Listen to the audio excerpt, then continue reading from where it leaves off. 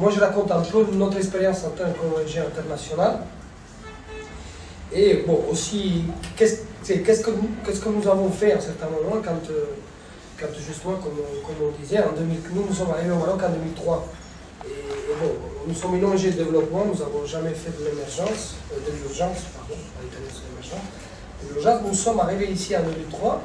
Et à un certain moment, un de nos partenaires, je ne peux jamais oublier ça, de OCIMA, c'est un partenaire qu'on avait connu, et qui faisait du développement, et faisait de l'éducation à l'environnement, à un certain moment, après l'effet de Ceuta et Melilla, il se transforme en ONG de soutien aux migrants qu'il rencontre dans son parcours. Donc on s'est commencé à poser des questions, qu'est-ce qu'on doit faire? Et tout de suite, on s'est trouvé avec une contradiction. Quand on a commencé à étudier un peu les appels à proposition, on ne comprenait pas bien.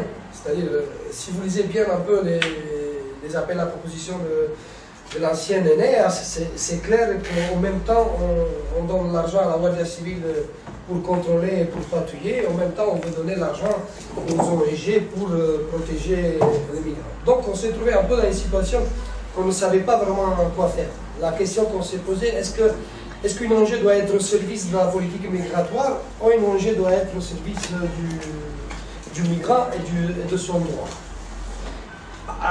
Moi je suis d'accord, je joins ce qu'Hicham disent. Il faut être à côté du droit de ces migrants. Et là je reprends un peu tes deux mots, circulation et transnationalisme. Okay. L'ONG internationale, pour sa vocation, c'est un acteur transnational. C'est-à-dire que nous sommes présents, nous sommes une typologie d'ONG qui s'appelle un idéal type, il y en a pas mal comme nous dans le monde. Nous sommes présents dans 45 territoires, nous sommes présents dans les territoires d'origine en Italie où des migrants, ils y habitent et ils sont originaires dans les endroits où nous travaillons. Donc je pense que, comment dire, la migration, ça pourrait être le secteur portant de notre organisation. Donc à un certain moment, quand nous avons décidé de travailler dans ce secteur, et on a commencé à voir, j'ai dit d'un côté, les appels à proposition, mais d'un autre côté, même la littérature scientifique, c'était les études réalisées, ben, on se rendait compte un peu que ce que nous en Europe, on a vu venir dans les dernières 20 années, cette paranoïa de l'autre, cette construction médiatique et sociale de l'ennemi, et qui justifiait un peu cette approche sécuritaire, c'était un clair copier-coller. Après, Hicham, il a bien expliqué les raisons, mais c'est clair que Tunisie, Algérie et Maroc, dans les 5-6 dernières années, ils ont repris pratiquement les politiques de répression de l'Union européenne. Donc on s'est dit, la première chose qu'on doit faire, et on doit avoir des partenaires académiques que, dans quelque sorte, ils nous font poser des questions que nous posons depuis ce matin. Moi, je pense que ça, au-delà, aujourd'hui, j'ai entendu quelques interventions qui disaient « Maintenant, vous avez fait l'étude, est-ce que vous avez des recommandations ?» Moi, la recommandation que je ferai tout de suite après cette expérience, c'est qu'il faut continuer à regarder les choses de cette façon. C'est-à-dire avoir, être sociologue quotidiennement, complexifier la chose, faire attention, changer de lunettes à chaque fois, et à chaque fois qu'on lit une étude, à chaque fois qu'on regarde certaines choses, d'essayer un peu de décrypter la vérité qu'elle est toujours cachée. Donc ce partenariat académique, moi je pense qu'il doit continuer, on doit insister sur certaines études qui sont un peu plus à l'approche critique. Donc moi je suis très content qu'on est tous là et on va sûrement continuer à travailler dans cette direction. La deuxième chose, nous on a essayé de le faire un peu, car comme je disais tout à l'heure, en tant qu'acteur transnational, on essaye aussi un peu de faire des complémentarités avec certaines actions qui sont réussies ailleurs. Donc nous, depuis des années, on travaille pour l'accueil linguistique, l'appui juridique, mais aussi pour la sensibilisation à l'autre avec les écoliers en Italie, avec les lycéens. Et ce travail nous a amené beaucoup de résultats. C'est-à-dire, la question, je dis toujours, c'est, comment dirais-je, il y a toujours la migration. L'aspect sécuritaire, il nous renvoie toujours à l'espace, à comment les groupes aussi ethniques sont gérés par rapport à l'espace. Moi, je pense que nous devons, comme ONG, quand on fait des programmes sur les migrants, on doit, dans quelque sorte, redimensionner la dimension espace et se concentrer sur la dimension relationnelle.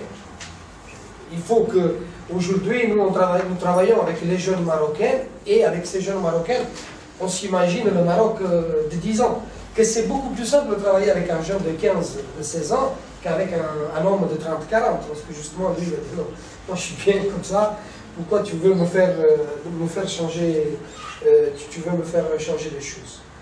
Donc voilà, moi je pense que la question, elle est un peu là. Avec ce projet, nous on essaye, nous-mêmes comme ONG, de réfléchir, d'avoir une approche pilote, mais je suis sûr que la continuité du travail doit aller dans cette direction. Donc au-delà de l'urgence qui existe, bien sûr il faut intégrer la question du droit. Je pense que le travail qu'Hicham et le GADEM font, c'est un travail essentiel. Mais je me souviens qu'il y a quelques années, c'était même plus, c'était aussi même plus, parfois le GADEM qui connaissait les lois plus que le ministère. Aujourd'hui la situation a changé. Donc je pense qu'il faut continuer à travailler de cette façon, mais nous comme ONG étranger, moi par exemple, je termine avec une petite partie polémique, moi depuis 2003 à aujourd'hui, j'ai eu des demandes de ONG européennes, de collectivités locales européennes, que la seule chose qu'ils me demandaient, c'était, nous avons un projet d'1 million, 2 millions, 3 millions d'euros, il faut que tu me gères 40 expulsions de Marocains. Bon, la première réaction, c'était nous travaillons tout d'abord dans le développement. Alors, quelle est l'application? Quelle est en quelque sorte, si moi je dois gérer à un certain moment à Benimella ou à Kouribka, où il y a un problème de développement local assez fort, du jour au lendemain, je dois gérer 50 expulsés.